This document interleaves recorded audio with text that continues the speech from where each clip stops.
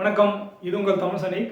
இந்த வீடியோ எதை பற்றினாக்கா நோஷனல் பே, notional maximum, notional increment அப்படின்னாக்கா 3 விஷயம் வந்து இருக்குது. ஸோ அதில் வந்து நோஷனல் பேனா என்ன, நோஷனல் மேக்ஸிமம்னா என்ன, நோஷனல் இன்க்ரிமெண்ட்னா என்ன, அது வந்து யார் யாருக்கெல்லாம் கிடைக்கும், எதில் வந்து உங்களுக்கு வந்து அரியர் கிடைக்கும், இது வந்து எப்படி வாங்குறது அப்படின்னு சொல்லிட்டு தான் இந்த வீடியோவில் டீட்டெயிலாக பார்க்குறோம்.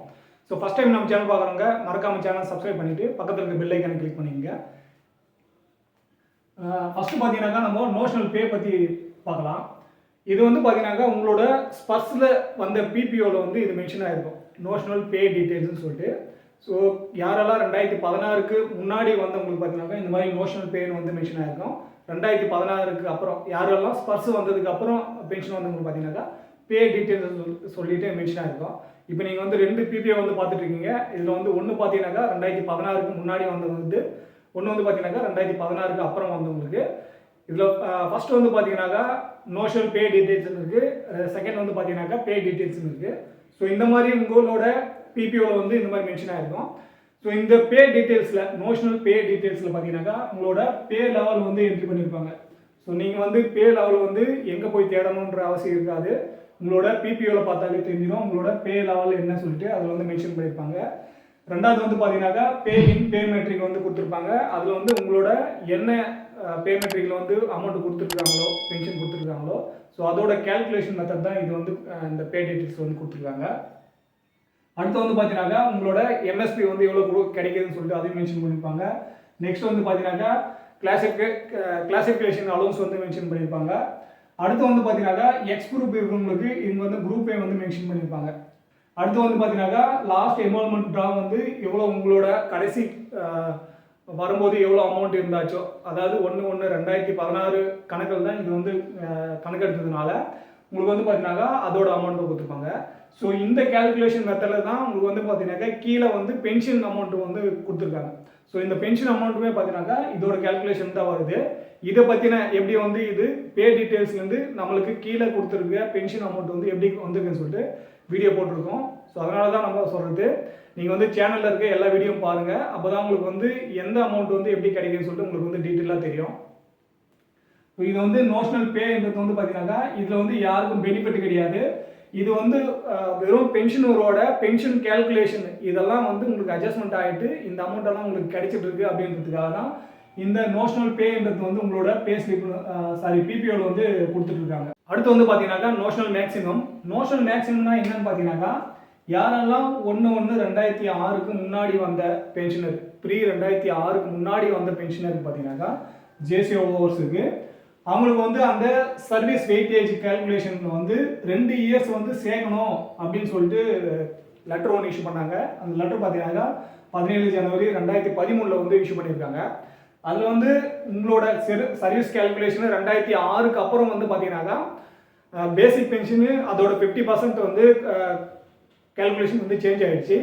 2006க்கு முன்னாடி வந்து பார்த்தீங்கன்னாக்கா வெயிட்டேஜ் கணக்கில் தான் வந்து சர்வீஸ் வெயிட்டேஜ் கணக்கில் தான் பென்ஷன் வந்து கேல்குலேஷன் பண்ணியிருந்தாங்க. ஸோ அந்த வெயிட்டேஜ் கணக்கில் 2006க்கு முன்னாடி வந்து அவங்க எத்தனை வருஷம் சர்வீஸ் பண்ணியிருந்தாலும் அது கூட வந்து 2 வருஷத்தை வந்து சேர்க்கணும் அப்படின்றது தான் இந்த லெட்ரு. ஸோ இந்த லெட்டரோட பிடிஎஃப் லிங்க் வந்து கீழே கொடுக்குறேன், வேணுன்றவங்க வந்து டவுன்லோட் பண்ணிக்கோங்க. 2006க்கு முன்னாடி வந்த பென்ஷனருக்கு தான் இது வந்து எலிஜிபிளாக இருக்கும். இது வந்து பார்த்தீங்கன்னாக்கா எல்லா பென்ஷனருக்குமே இது வந்து மென்ஷன் பண்ணியிருப்பாங்க. ஆனால் இதில் வந்து எந்த பெனிஃபிட்டும் கிடையாது. இது மூலிமா எந்த ஒரு தொகையும் வந்து நம்மளுக்கு ஆட் ஆகிறதுல கிடையாது. இது வந்து ஜஸ்ட் பார்த்தீங்கன்னாக்கா உங்களோட பென்ஷன் கேல்குலேஷன் மட்டும்தான். ஆனால் இதில் வந்து பார்த்தீங்கன்னாக்கா நோஷனல் மேக்ஸிமம் வந்து இன்க்ளூட் பண்ணணும் 2 வருஷத்தோட சர்வீஸ் வெயிட்டேஜை. ஸோ அந்த கேல்குலேஷனில் வந்து 2 வருஷத்தை வந்து ஆட் பண்ணுறதுக்கான அந்த லெட்டர் தான் இது. நோஷனல் இன்க்ரிமெண்ட் வந்து எப்படி கிடைக்குன்னு பார்த்தீங்கன்னாக்கா யார் வந்து 1/7/2022லேருந்து 30/6/2023 வரைக்கும், இது வந்து நம்ம உதாரணமான கணக்கு தான் எடுத்திருக்கோம். அதாவது வந்து ஒரு வருஷம் வந்து இங்கே கம்ப்ளீட் ஆகிடுச்சு. இது டோட்டலாக பார்த்தீங்கன்னாக்கா 1/7/2022லேருந்து 30/6/2023 வரைக்கும் பார்த்தீங்கன்னாக்கா 1 இயர் வந்து கம்ப்ளீட் ஆகிடுச்சு. அப்போ பார்த்தீங்கன்னாக்கா 1/7/2023 வந்து இவருக்கு ஒரு இன்க்ரிமெண்ட் வந்து கிடைக்கணும். ஆனால் அந்த டேட்டில் வந்து இவர் அவுட் ஆகிட்டார். அதாவது இவர் அவுட் ஆன டேட் பார்த்தீங்கன்னாக்கா 30/6/2023 வந்து அவுட் ஆகிட்டார், பென்ஷன் அவுட் ஆகிட்டாரு. ஸோ அவங்களுக்கெல்லாம் பார்த்தீங்கன்னாக்கா அந்த இன்க்ரிமெண்ட் வந்து கிடைக்கிறது இல்லை.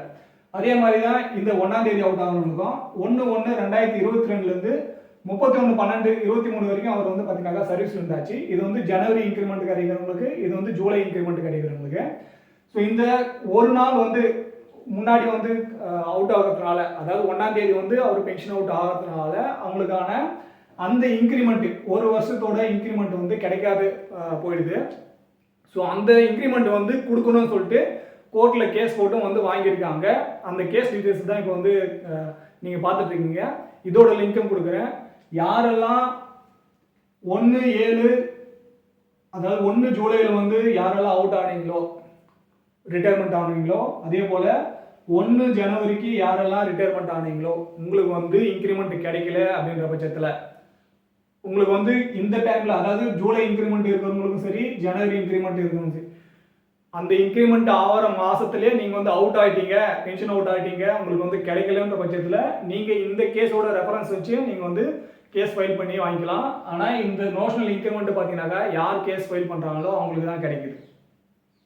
அதே போல் இது வந்து அரியரும் வந்து உங்களுக்கு கிடைக்கும்.